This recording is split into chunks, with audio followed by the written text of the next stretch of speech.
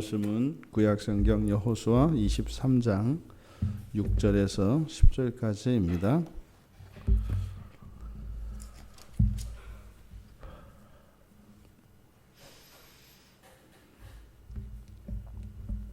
우리 같이 한 목소리로 함께 읽겠습니다. 그러므로 너희는 크게 힘써 모세의 율법책에 기록된 것을 다 지켜 행하라. 그것을 떠나 우로나 좌로나 치우치지 말라. 너희 중에 남아있는 이 민족들 중에 들어가지 말라. 그들의 신들의 이름을 부르지 말라. 그것들을 가리켜 맹세하지 말라. 또 그것을 섬겨서 그것들에게 절하지 말라. 오직 너희의 하나님 여호와께 가까이 하기를 오늘까지 행한 것 같이 하라. 이는 여호와께서 강대한 나라들을 너희의 앞에서 쫓아내셨으므로 오늘까지 너희에게 맞선 자가 하나도 없었느니라. 너희 중 한 사람이 1000명을 쫓으리니 이는 너희의 하나님 여호와가 그가 너희에게 말씀하신 것 같이 너희를 위하여 싸우심이라. 아멘. 그러므로 너희는 여호수아는 이제 이들이 자신이 죽고 난 뒤에 자신이 이제 이 세상을 떠나 주님 품에 안기고 난 뒤에 이스라엘 공동체가 어떻게 행해야 하는가 하는 것을 가르쳐 주고 있습니다. 그런데 그러므로 앞에서 하나님께서 어떻게 구원하셨고 또 하나님께서 어떻게 구원하실 것인지 하나님의 섭리가 이러이러함으로 이렇게 이야기하고 있는 겁니다.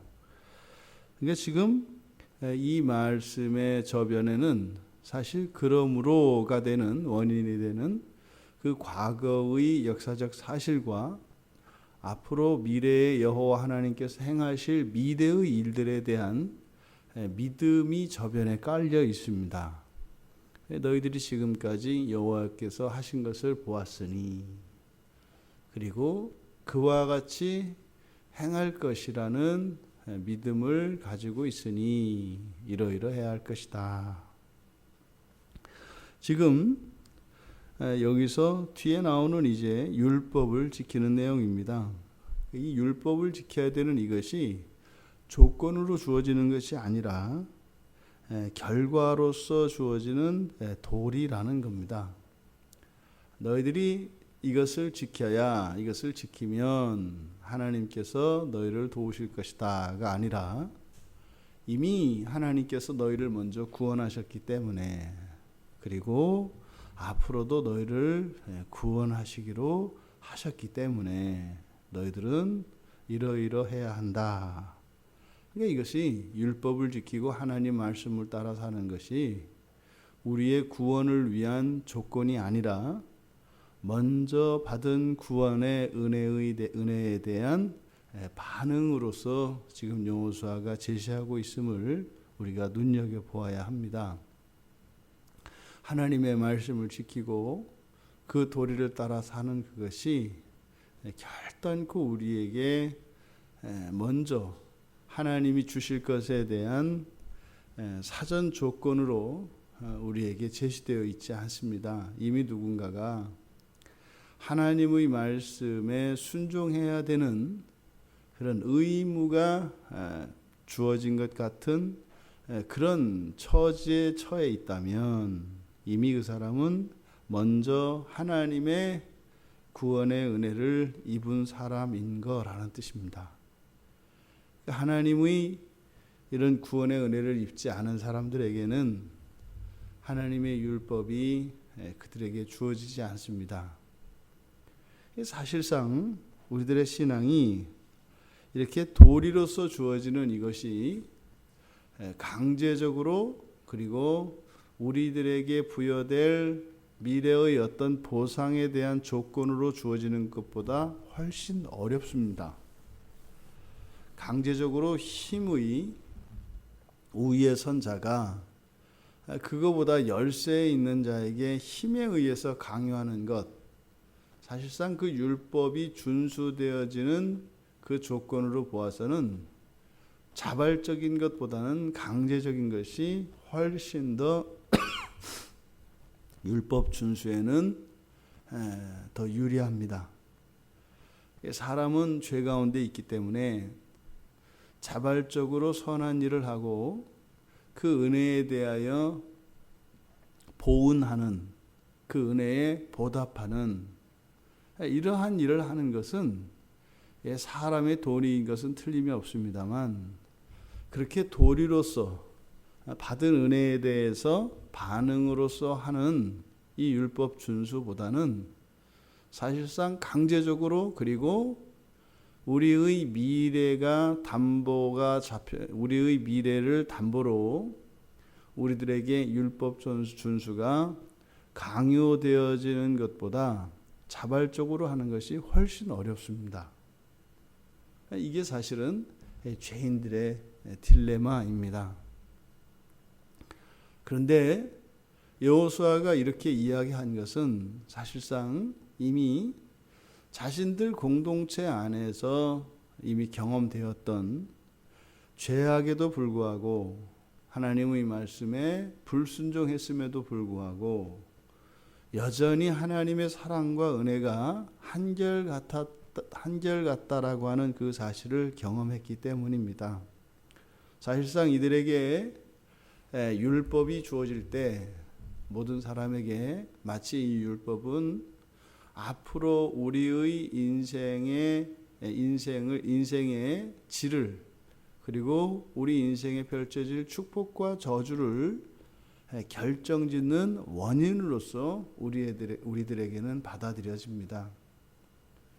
근데 오히려 그렇게 정말 우리의 이런 행위들이 조건이 되어지는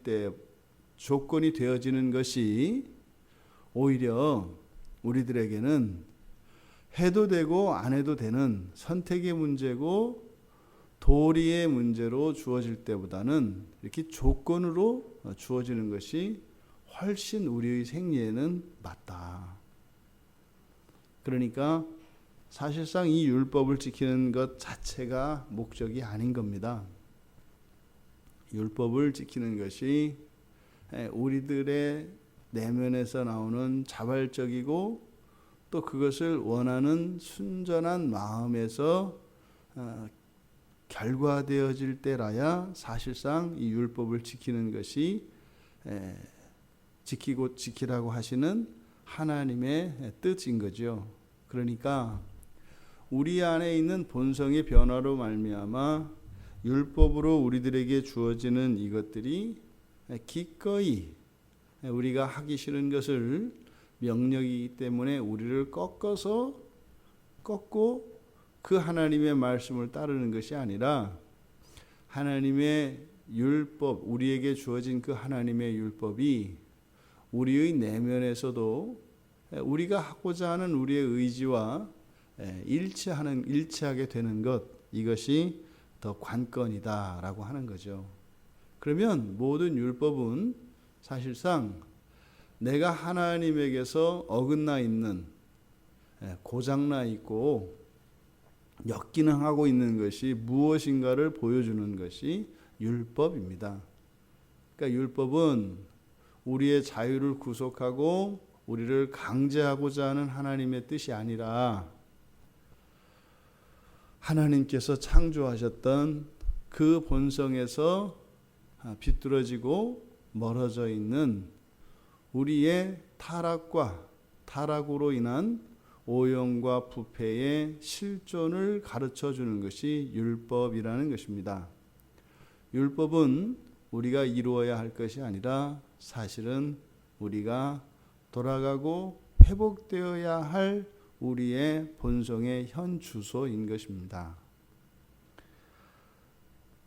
그러니까 뒤에 나오는 이것들은 결국 도리이겠습니다만 믿음의 도리입니다.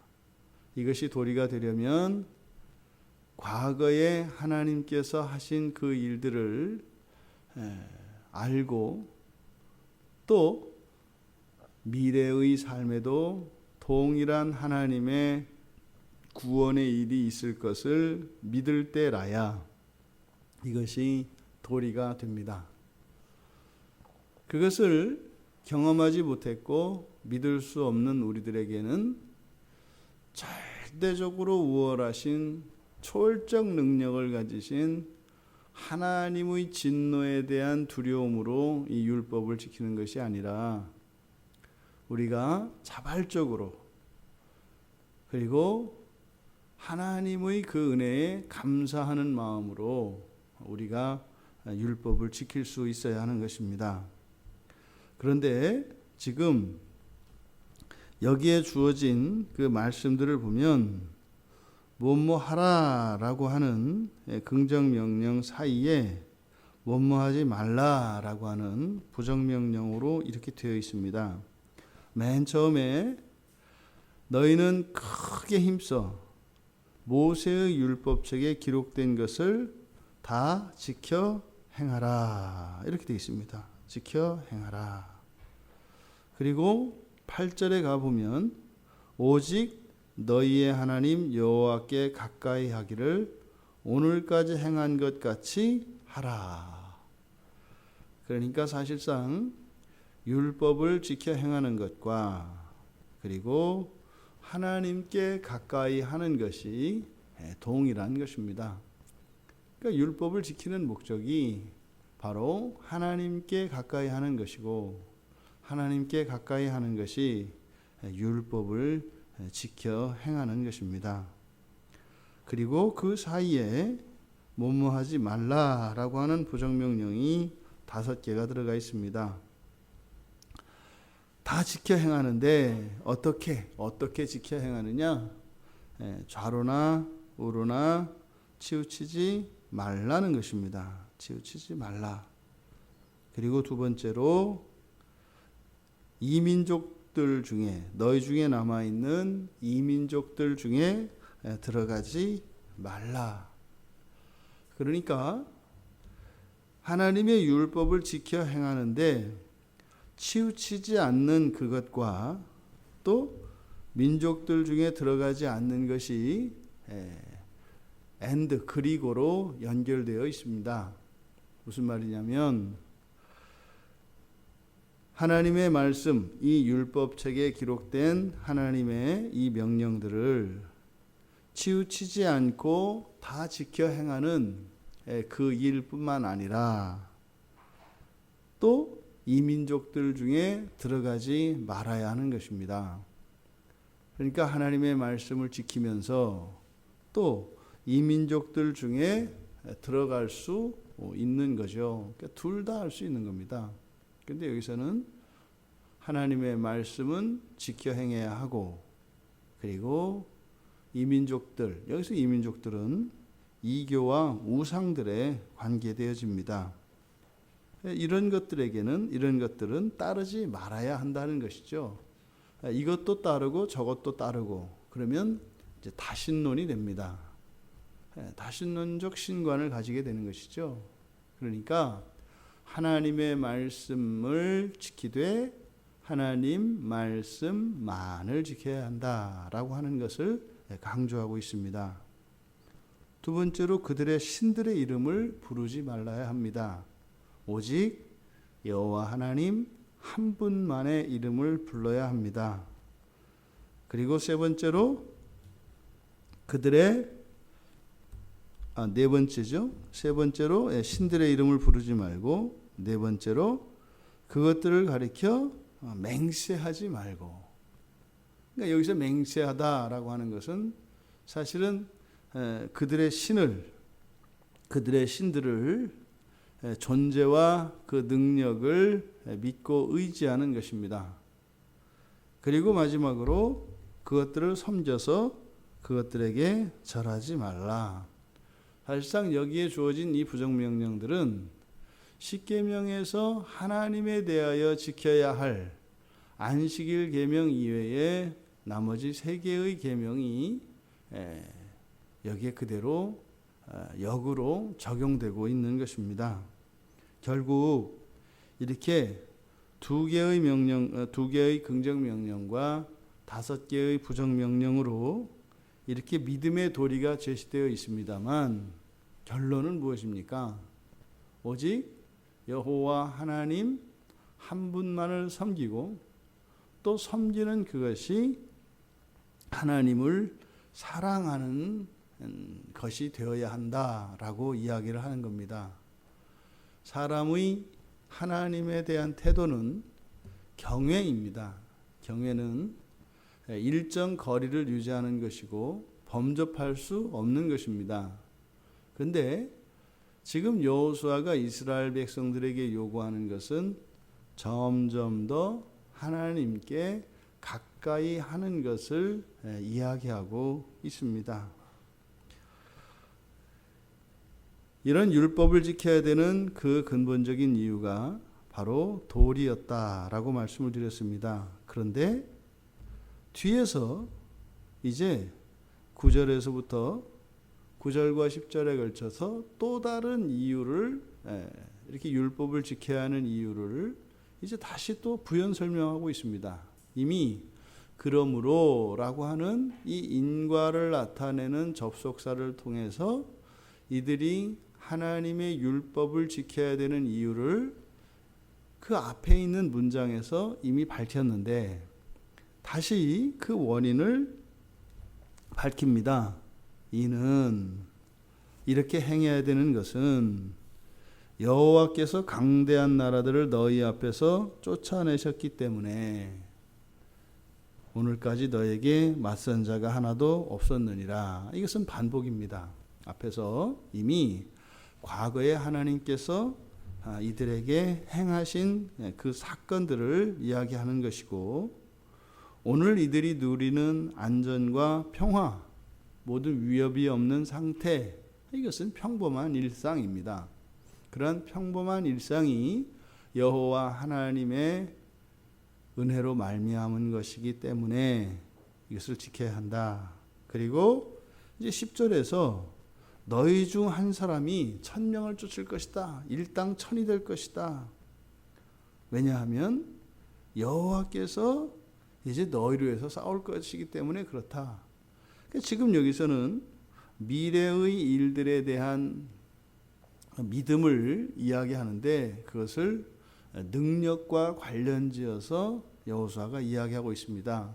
그러니까 사실상 그러므로라고 하는 접속사와 이제 9절 이하의 이는 해서 똑같이 앞뒤로 이렇게 2개의 명령과 5개의 부정명령을 감싸고 하나님의 율법을 지켜야 되는 이유가 앞뒤로 나와 있습니다만 사실상 같은 내용입니다. 과거의 일과 미래의 일입니다. 그런데 이 미래의 일을 뒤에 가서는 능력과 관련지어서 여호수아가 이야기하고 있습니다. 지금 여호수아는 자신의 생이 이제 저물어 가고 있고 자신의 사명이 끝난 것을 알고 있습니다. 그러니까 어쩌면 이것은 그의 신앙 고백이고 그가 하나님, 여호와 하나님을 믿으며 순종하며 살아왔던 자신의 인생을 정리하는 것입니다. 오늘날 내가 살아있는 그 이유가 오늘 너의 삶의 이 실존이 하나님의 은혜로 말미암은 것이기 때문에 오직 하나님만이 오늘의 내가 있도록 한 궁극의 원인이기 때문에 오직 하나님 말씀만을 들어야 한다. 그런데 그 하나님의 뜻은 하나님께 가까이 하는 것이다. 이것은 앞으로도 계속되어야 한다. 근데 그것이 하나님께 가까이 하는 그것이 우리들의 능력으로 나타난다는 것입니다. 우리가 하나님께 점점점 가까이 다가갈 때, 또 하나님의 말씀에 순종을 할 때, 하나님이 아닌 다른 것들에 대한 모든 의지와 기대를 다 버릴 때, 오직 하나님께 우리의 온 마음이 위탁되어질 때 우리들에게 능력이 점점 커지게 된다고 하는 사실을 여호수아가 이야기하고 있는 것입니다. 우리가 하나님의 말씀을 따라 살아야 하는 것, 가장 근본적으로는 하나님께 가까이 할 수 있는 것이기 때문에 그렇습니다.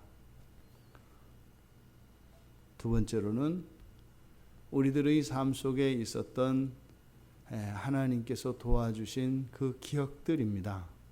우리가 부인할 수 없는 그 하나님의 은혜에 대한 기억들, 그래서 그 은혜에 보응하는 마땅한 신자로서 율법을 지키며 살아야 한다는 것입니다.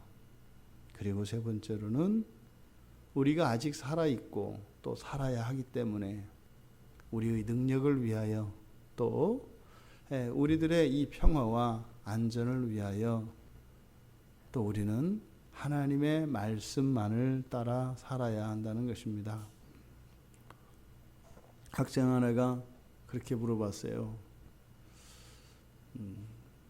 목사님, 하나님을 어떻게 만나나요? 목사님들은 정말로 매일 하나님을 만나나요? 그렇게 물어보더라고요.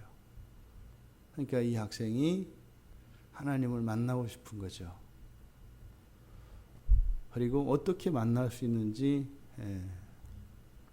궁금한 거죠. 그렇게 이야기를 해줬습니다. 믿음으로 우리는 하나님을 만날 수 있고 성경을 통해서 만날 수 있단다. 하나님은 육체가 없으십니다. 육체가 없는 것이 아니라 영이십니다. 영이라고 하는 의미에는 우리가 가지고 있는 육체적 기능, 이것을 포함한 초월성이 영이시다라고 하는 의미입니다. 육체가 없는 결핍을 말하는 것이 아니라 육체가 없으시면서 육체보다 더 뛰어난 육체성을 가지시고 또 육체를 뛰어넘는 존재이시다라고 하는 것이 영이라고 하는 의미입니다. 그런데 우리는 육체가 없으면 우리의 오감으로 감각할 수가 없어요. 근데 우리가 그 실존을 믿는, 우리가 그 존재를 인식하는 가장 기본적인 수단이, 도구가 이 감각입니다. 이 오감을 통하지 않는 것은 사실상 우리가 그것을 실존한다고 생각하지 않아요. 이게 이제 철학사에서 이걸 경험론이라고 합니다. 우리에게 감각되어지지 않는 그것은 실체가 아니다. 이게 이제 경험론입니다. 근데 그게 이제 그것과 대조적으로 인식론이라고 하는 것은, 인식되어지는 것은 우리가 감각할 수 없을지라도 그것은 존재하는 것이다 라고 하는 또 하나의 산맥을 이루는 것이 인식론입니다. 그래서 사실 인류의 이런 문명사의 큰 철학적 두 흐름은 인식론과 경험론입니다. 사실은 존재에 관한 것이죠. 무엇이 존재냐, 무엇이 실체냐라고 하는 겁니다. 그러면 하나님은요, 이 두 가지가 다 경험적인 측면과 인식적인 측면이 우리에게 다 가능합니다. 그런데 이 경험이라고 하는 것은 하나님 존재 자체에 대한 우리의 감각을 통한 인식이 아니라, 이 경험이 아니라, 그것은 우리의 삶 속에 하나님의 뜻이 성취되어지는 것을 통해서 우리는 하나님을 경험합니다. 하나님 존재 자체를 우리가 경험하는 것이 아니라 하나님의 말씀의 성취, 그리고 하나님의 능력과 그 힘, 그것이 우리들에게 경험되어집니다. 이게 바로 성경 말씀이 우리가 하나님을 만날 수 있는 유일한 통로인 것입니다.